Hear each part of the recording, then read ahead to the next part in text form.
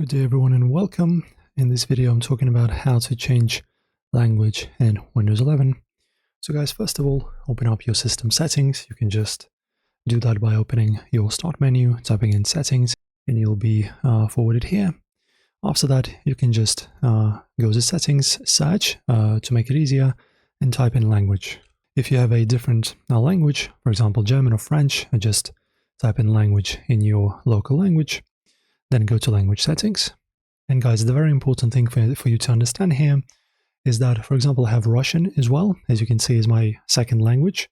So pretty much I don't have this Russian language installed as my system language. That's actually pretty different. So this language, in my case, is only used as a typing language, and English, as you can see, is set as my default system language. So that's pretty different.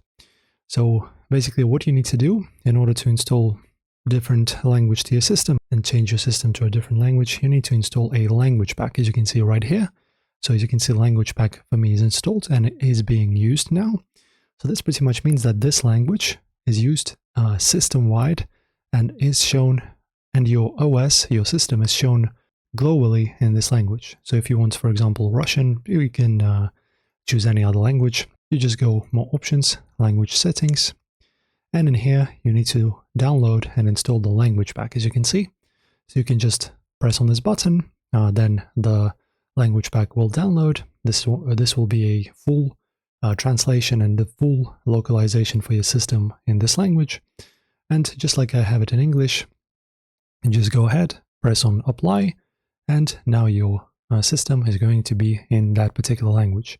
And to add a language, you just press on this one, choose for a certain one of a certain country in this list, right?